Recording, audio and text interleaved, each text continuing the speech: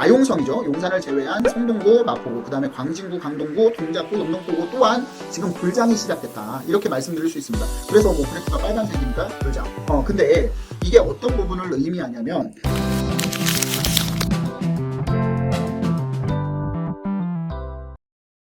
안녕하세요. 반갑습니다. 이충민의 부말리입니다. 요즘 정권이 바뀌고 나서 부동산 시장이 다시 불장이 시작됐습니다. 예전부터 그런 얘기가 있죠. 민주당이 잡으면 집값이 몇 배로 오른다. 자, 그거를 증명이라도 하는 걸까요? 지금 시장은 굉장히 활활 타오르고 있습니다. 자, 그래서 오늘 새 정부에서 과연 부동산이 어떻게 움직일 것인가 한번 살펴보는 시간을 갖도록 하겠습니다. 오늘의 주제는요, 다시 시작된 부동산의 불장, 새 정부의 부동산 미래는 과연 어떻게 될 것인가 한번 미래를 전망해 보도록 하겠습니다. 본격적으로 새 정부의 부동산에 대한 미래를 전망하기 전에 라이브 공지가 있습니다. 진짜 라이브 오래 기다리셨죠. 제가 2주 동안 라이브를 수요일 날로 바꾸면서 라이브를 지금 한 번도 진행을 못했습니다. 2주 동안 일이 있어가지고 못했는데 드디어 이번 주부터 라이브를 다시 진행하게 됐습니다. 제가 뭐 개인적인 특별한 일은 아니고요. 부동산 박사학위를 봤는데 논문 심사가 있어가지고 굉장히 어렵습니다. 진짜 아무나 하는 거 아니더라고요. 그래서 그것 때문에 라이브를 못했는데 그래서 이번 주부터 다시 진행을 할 예정에 있으니까 많은 시청 바라고요. 매주 수요일 날 오후 8시에 진행을 합니다. 그래서 다양한 내용을 가지고 뭐 경제적인 이슈, 그 다음에 사회적인 이슈, 그리고 부동산에 대한 이슈, 그리고 지금 현재의 시장, 그리고 미래에 대한 전망, 이런 부분들을 좀 다양하게 전망을 할 예정에 있으니까 저희 라이브에 들어오셔가지고 해답을 얻어가시기 바랍니다. 이제 본격적으로 부동산 시장을 한번 살펴볼 건데요. 도대체 부동산 가격이 얼마나 많이 올라가고 있냐. 부동산 시장 지금 7년 만에 가장 많은 상승장을 보이고 있다라고 말씀드릴 수 있습니다. 자, 7년이면은요, 우리가 부동산 시장에서 가장 많이 올랐다는 언제? 코로나 팬데믹 시절인 2020년, 21년을 뛰어넘는 상승세를 보이고 있다. 이거 굉장히 위험한 신호다라고 볼 수 있습니다. 그러면 얼마만큼 상승을 하고 있나? 한국부동산원의 자료를 보면서 간단하게 먼저 설명을 드리겠습니다.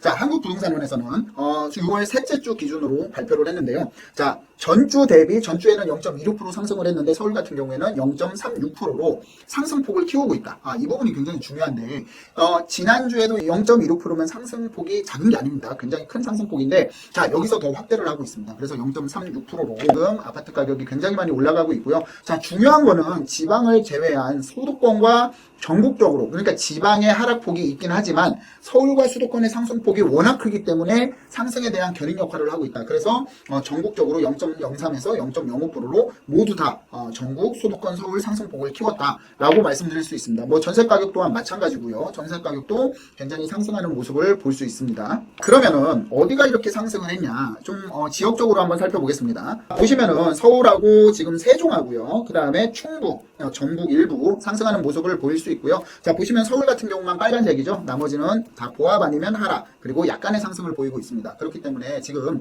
가장 부동산의 큰 이슈, 이 두 가지는요, 서울의 상승폭이 확대된다. 그리고 지방은 미분양이 쌓이고 있다. 이 두 가지가 가장 이슈가 되는 부분이라고 말씀드리겠습니다. 지금 서울의 아파트 가격이 굉장히 큰 문제가 되고 있습니다. 아까 말씀드렸듯이 7년 이내에 7년 동안 가장 큰 상승폭을 보이고 있고요. 부동산 상승이 0.08% 정도면은 안전하다. 그 다음에 0.12% 정도면 좀 과열이다. 이렇게 보고 있는데 지금 부동산 시장은 보시면 아시겠지만 계속적으로 상승을 하고 있습니다. 5월 5일부터 지금 0.08%에서 지금 0.26%까지 지금 그리고 중요한 거는 6월 2일부터 6월 9일까지 그래프를 보시면 굉장히 가파르게 상승하는 모습을 볼 수 있는데 자, 이런 부분이 도대체 왜 이런 시장이 오는 거지? 그냥 심리적인 요인인지 아니면 정확하게 어떤 데이터로 인해서 정말 공급이 부족해서 이런 현상이 오는 건지 어떤 이유인지 한번 살펴보겠습니다. 그 이유를 살펴보기 전에 서울에 25개구가 있죠. 가격 상승률을 색깔별로 표시를 했는데 자, 보시면 아시겠지만 한강벨트가 이렇게 구성이 되어 있습니다. 지금 강서구를 제외한 대부분의 한강에 붙어있는 구들이 지금 전부 다 빨간색으로 볼 수 있죠. 자, 이게 무슨 얘기냐면 지금 토지거래 허가구역으로 묶여있는 강남구와 서초구, 송파구, 용산구를 제외하고도 뭐 마용성이죠. 용산을 제외한 성동구, 마포구, 그 다음에 광진구, 강동구, 동작구, 영등포구 또한 지금 불장이 시작됐다. 이렇게 말씀드릴 수 있습니다. 그래서 뭐 그래프가 빨간색이니까 불장. 근데 이게 어떤 부분을 의미하냐면 강남 3구와 용산구는 토지거래 허가 구역을 구역 지정을 했죠. 구역 지정을 했는데도 불구하고 빨간색이라는 것은 뭐냐면 자, 제가 항상 말씀드리죠. 토지거래 허가 구역은 뭐라고요? 여기는 가격이 올라갈 것이다라는 시그널을 서울시와 정부에서 주는 것이다. 그러니까 능력 있거나 기회가 되거나 하면은 사라. 제가 말씀드렸잖아. 이 부분이 1970년대, 80년대에 도시개발 사업을 한다든가 하면은 먼저 토지거래 허가를 지정을 해놓습니다. 그렇게 되면은 이 부분은 수단과 방법을 가리지 말고 사면은 집값이 올라가고 집가가 올라가니까 돈을 벌 수 있다라는 시그널을 계속 준다고 말씀을 드렸는데, 우리가 불과 토지거래 허가 구역을 지정하고 해제를 하고 재지정하는 데까지 한 달밖에 안 걸렸습니다. 한 달 조금 더 걸렸는데, 이런 시그널이 여기 집값이 올라갈 것으로 예상이 되니까 살 수 있으면 사고, 여기에 못 사는 분들은 또 조금 옆에 가서 사고, 이런 시그널을 계속 주고 있었던 겁니다. 그러니까 이 서울시장의 이제 정책적인 약간의 실패라고 볼 수 있는데, 지금 이 상황은요, 지금 현 정권 얼마 안 됐죠. 현 정부가 들어온 지 얼마 안 됐는데 이 부분과 굉장히 맞물린다라고 볼 수 있습니다. 토지거래 허가 구역은 오세훈 서울시장이 지정을 했는데 왜 현 정부 탓을 하느냐, 이렇게 말씀드릴 수 있지만, 이게 왜냐면 앞으로의 입주 물량과 관련이 깊습니다. 우리 구독자님들 많이 보셨겠지만 어떻게 됩니까? 지금 입주 물량이 부족하다 계속 이슈화가 되고 있지 않습니까? 자, 지금 2025년인데요. 2025년. 자, 우리가 서울시에서는요, 입주 물량이 해마다 46,640가구 정도의 입주 물량이 나와야 적정 가구라고 볼 수 있습니다. 왜냐면은요, 지금 이런 얘기를 하면 이거 옛날 데이터지, 거짓말하지 마. 지금 서울 인구 계속 줄고 있고 다 수도권으로 나가고 있는데, 이렇게 말씀하실 수 있지만 세대의 분리와 세대의 세분화는 계속적으로 이루어지고 있기 때문에 우리가 2038년까지는 세대수가 증가를 합니다. 인구는 줄어들지만 세대수는 증가하기 때문에 우리가 집은 개인이 사는 게 아니라 가구수로 살지 않습니까? 그러니까 세대가 분리되기 때문에 2038년까지는 세대수가 계속적으로 증가한다. 그래서 서울에는 46,640가구가 해마다 필요하다라고 적정 수요를 예측하고 있는데, 자, 보시면 아시겠지만 이만큼 채워놓은 횟수가 없죠. 올해 잠깐 44,000가구 정도, 약 44,000가구 입주 물량이 확보가 되지만 정말 입주 물량이 말로 표현할 수 없을 정도로 굉장히 많이 줄어들기 때문에, 자, 그러면은 어떻게 된다? 불안해진다. 이 입주 물량이 줄어든다라는 이유로 불안해지는 시장이 지금 다가왔다라고 말씀드릴 수 있습니다. 그러면 현 정부에서 어떻게 하느냐? 계속적으로 이거를 안정화시키려면 결과적으로는 공급에 대한 시그널을 계속적으로 소유자, 서울 시민들, 투자자들한테 줘야 되는데, 자, 이것도 또 만만치가 않습니다. 그 이유를 좀 설명을 드리면요, 이재명 대통령께서 이제 집값 안정을 하기 위해서 세금을 더 걷는 것보다는 공급 확대에 주력을 하겠다라고 해서 발표를 했죠. 250만 가구, 그러니까 임기 내에 250만 가구를 공급하겠다. 그리고 또 재개발, 재건축 활성화를 시키겠다. 4기 신도시 개발을 추진하겠다. 자, 이거 하나씩 간단하게 짚어볼게요. 250만 가구 중에 100만 가구가 공공임대, 공공주택으로 공급을 한답니다. 자, 150만 가구는 일반, 100만 가구는 공공주택. 자, 근데 이 100만 가구가 얼마나 큰 물량인지 아십니까? 우리가 1기 신도시가 5개 신도시가 있죠. 5개 신도시가 있는데 이 5개 신도시의 모든 입주 물량을 합쳐도 30만 가구가 조금 안 됩니다. 30만 가구가 안 되는데 임기 내에 100만 가구의 공공주택을 하겠다라고 공언을 했는데, 사실 공공주택을 이렇게 활성화를 시키면 사업성이 많이 떨어질 수밖에 없고요. 정말 사업이 공급이 과연 제대로 이루어질 수 있는지 이 부분을 굉장히 의심할 수밖에 없다. 자, 이게 제가 아까 뭐라고 했습니까? 이재명 정부에서는 무조건적으로 수요자들한테 나는 공급이 몇 년 뒤에 될 것이니까 집값이 떨어질 것이니까 지금 안 살래라는 계속적인 발표를 하고 믿음을 줘야 됩니다. 하지만 이렇게 발표를 하면은 이게 사실은 더욱더 이 불안을 부추기고 유유 수유뿐만이 아니라 가수유까지 다 현장에 들어오는, 지금 패닉바잉 다시 나오지 않습니까? 지금 이 상황이라는 겁니다. 그리고 재개발 재건축 활성화 좋습니다. 재개발 재건축 활성화를 시켜서 어떻게 한다? 용적률 인센티브를 더 높여주겠죠. 그러면은 거기에서 인센티브를 높여준 용적률을 가지고 가구수가 늘어나는데 거기에서 일정 부분을 또 임대주택 비율을 높이겠죠. 그러면 이게 어떤 부분에 문제가 있냐면요, 임대주택 비율을 높이게 되면 요즘에 특화다 뭐다 해가지고 조합원들이 내가 사는 아파트는 브랜드화 시켜가지고 굉장히 하이엔드급으로 고급화 전략을 하고 있죠. 그래야 일반 분양분도 높게 나오기 때문에. 자, 근데 여기에 같이 짓는 임대 아파트를 고급화 시킨다? 그러면 어떻게 되겠습니까? 임대 비율 주택이 높아지고 결과적으로 이 임대 주택을 고급화 시켜가지고 그러면은 조합원들에 대한 추가 분담금이 늘어나겠죠. 사업성이 떨어진다는 얘기입니다. 이것 또한. 그래서 이 부분에 물론 재개발 재건축을 활성화시켜서 도심에 필요한 지역에 필요한 만큼의 수요를 충족할 수 있는 공급을 한다는 것은 적극적으로 찬성을 합니다. 이 부분에 대해서. 하지만 이거를 임대주택 비율을 높여가지고 이걸 공공주택이나 임대주택으로 공급하는 그런 방향으로 만약에 이거를 섞여서 튼다면 이것 또한 제대로 가기는 좀 어렵다라고 생각을 합니다. 그렇기 때문에 이 공공주택 100만호와 재개발 재건축 활성화 정책은 완전 따로 봐야 된다라고 말씀드릴 수 있고요. 4기 신도시 개발 추진을 한다고 했죠. 스마트 신도시를 만들어가지고 공공주택으로 공공분양을 하겠다라고 또 했습니다. 지금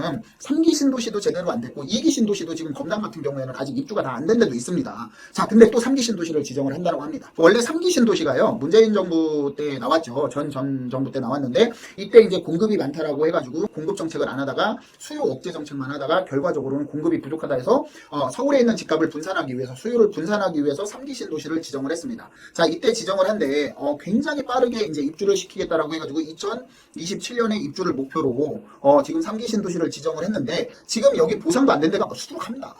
보상도 안 되고 보상 문제도 안 해결이 안 되는데, 자, 이게 과연 이거를 믿고 기다리기에는 수요자들이 학습을 많이 했다. 지금까지 학습을 많이 했기 때문에 차라리 4기 신도시를 추진하는 건 좋지만 이거는 장기적인 플랜으로 가져가고 도심 내에 주택 재개발과 재건축을 활성화시켜서 일단 수요에 대한 불을 좀 안심을 시키는 게 중요하다. 이렇게 말씀을 드릴 수 있을 것 같습니다. 그리고 지금 부동산 가격이 계속적으로 올라가고 있는데 지금 어떻습니까? 지금 부동산 가격이 그냥 올라가는 게 아니죠. 결국에는 우리가 겪어보지 않았습니까?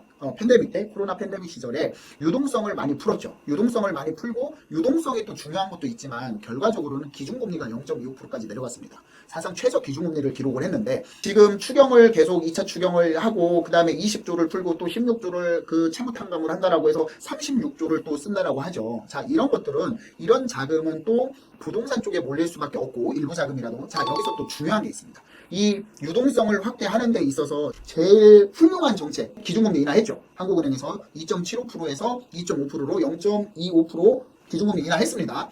하반기에 금리를 최소 2회에서 3회 정도는 인하를 더 할 것이다라는, 할 것이다라가 아니라 할 수 있다라는 그런 계속적으로 인터뷰를 했었습니다. 이렇게 되면은 유동성 자금과 함께 금리 인하로 인해서 부동산의 자금 쏠림 현상이 더욱더 심해질 것입니다.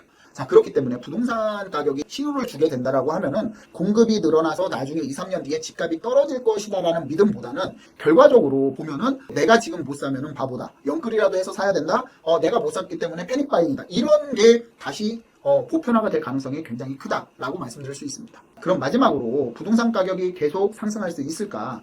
저는 이 상태라면 계속적으로 당분간은 상승장을 유지할 것으로 봅니다. 그 이유는 지금 중요한 게 강남뿐만이 아니라 예전에는 뭐 불과 몇 달 전까지만 하더라도 강남 상구와 용산구 일부의 구만 가격 상승하는 그런 모습을 보였고, 나머지 구와 그 다음에 서울 수도권 그 다음에 특히 지방은 미분양뿐만이 아니라 거래가 안 돼가지고 굉장히 많이 떨어지는 하락하는 모습을 보였는데, 지금 같은 경우에는 다시 불이 붙었습니다. 다시 불이 붙어가지고 물론 성동구, 마포구뿐만이 아니라 지금 농원구, 노도강까지 거래량이 늘어나고 가격이 올라가는 모습을 볼 수 있고요. 그 다음에 금광구, 금천구, 관악구, 구로구까지도 거래량이 늘어나는 모습을 볼 수 있습니다. 자, 이게 무슨 얘기냐면 결과적으로 지금 강남구에만 머물렀던 상승장이 서울의 25개 구의 웬만한 장으로 지금 불이 번져 붙었다라고 말씀드릴 수 있습니다. 자, 이게 아까 말씀드렸듯이 지금의 어떤 정책이 나와도 이 가격이 상승장이 멈출 것 같지는 않습니다. 특히 정부나 서울시에서 조정대상 구역이라든가 투기지역을 확대 지정을 한다라고 할 수 있다라고 발표는 했지만, 실질적으로 이게 투기지역 같은 경우에는 아파트와 비아파트 전체 부를 묶기 때문에